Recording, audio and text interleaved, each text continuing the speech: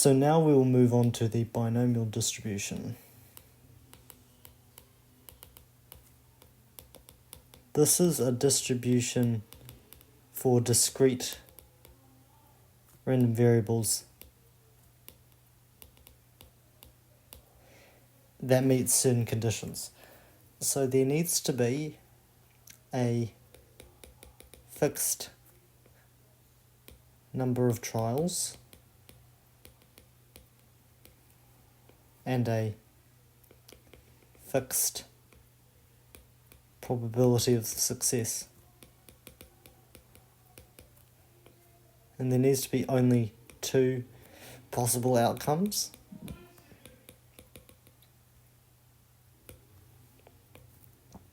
And events must be independent. Or trials, I should say. Trials must be independent.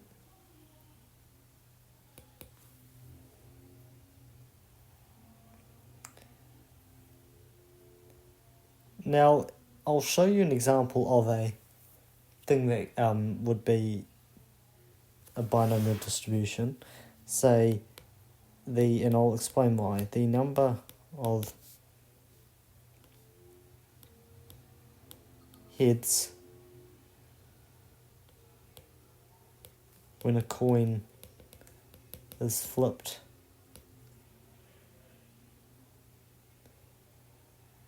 six times.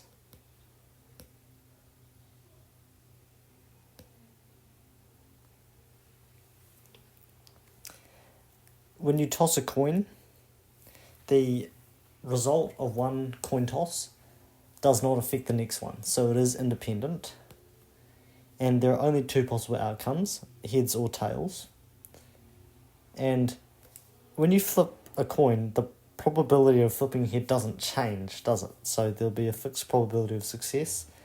And it says we're flipping it 6 times, so there's a fixed number of trials. So let's think if probability of a head is 0.3 is the probability of 4 heads. And you may instantly think, well, okay, there needs to be 4 heads, so we'll do that, and then to account for the tails, we'll do 0.7 squared. That is wrong. And let's look at a tree diagram to see why that is wrong. So if we do H,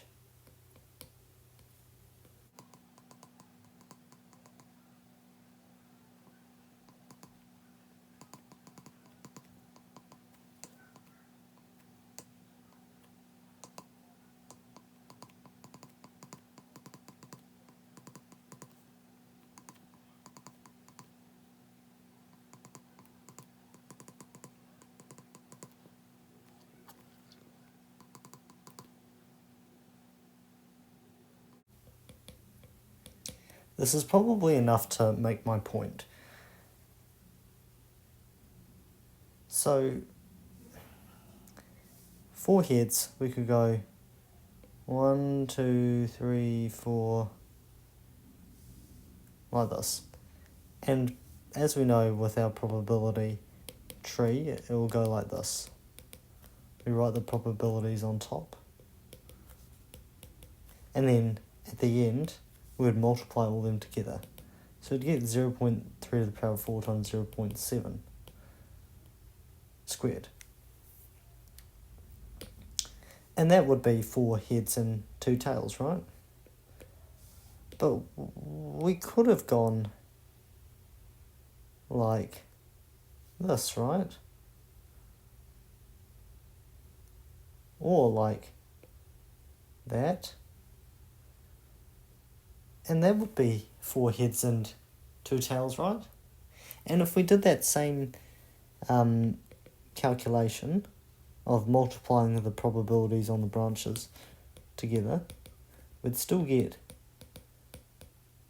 0.3 to the power 4 times 0.7 squared. And the same for this as well. So, and the reason for this is when we do just this alone, we're specifying an order. We're saying, well, it goes heads, heads, heads, heads, then tails and tails. And this one we're saying it's going heads, heads, heads, tails, heads, tails, and so on. But it's just asking what's the probability for heads, not an order. And hopefully the way I'm saying this about order matters, order doesn't matter, should trigger your memory back to perms and coms. And that is the answer to how we can account for the different number of different pathways. There are 6 total spots, right? And we want 4 heads, so we want to choose 4 to be heads. And because heads are identical, then it doesn't matter the order. So it'll, in this case, it'll just be 6 choose 4. So therefore the probability, and let's call this H, equals 4, will be equal to 6 choose 4 multiplied by 0.3 to the power of 4 times 0.7 squared. And we can generalize this as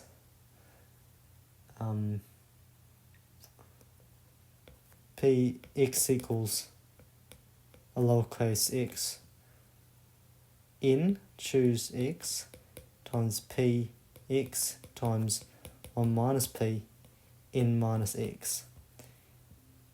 X here is a variable, and then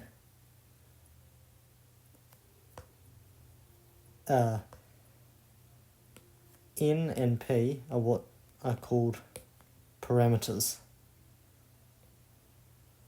They define each distribution. Each binomial distribution is defined by these parameters. And these parameters, that's what we write when we describe a binomial distribution.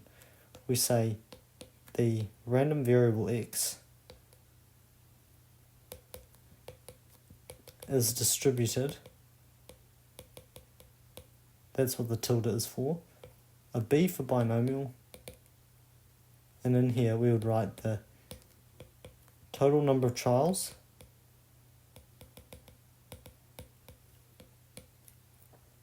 and the probability of success in any given trial. Because remember, it's a fixed probability, success probability, and the events are independent.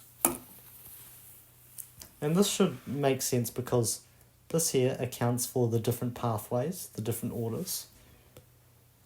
This here accounts for the fact that you want success on however many trials you want it to be successful, and then you want it to not be successful for some of the other ones. And in an exam, they might give you something like this, exactly 4, or they might do less than 3, or greater than 5. And then what you do is you do the pH equals 0 plus pH equals 1 plus pH equals 2, and you'd have to do this formula individually for each of them. Then for pH is greater than 5, you do pH equals 6. And I would just like to note, if it did p less than or equal to 4, rather than adding up 0, 1, 2, 3, 4, just do 1 minus pH equals 6 minus pH equals 5. Because it's discrete, you can do that. So that's just something to think about with problems like that.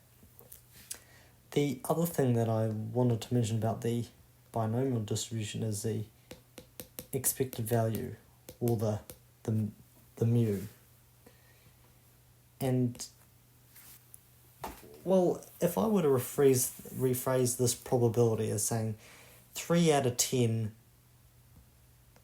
coin flips result in heads, that would make sense, right? Because the probability of a head is 0.3.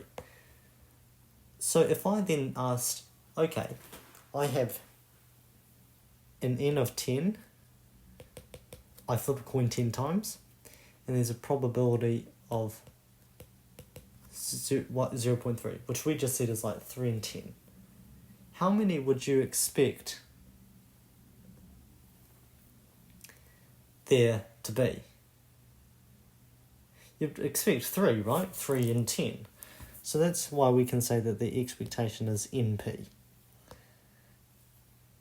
And then for variance,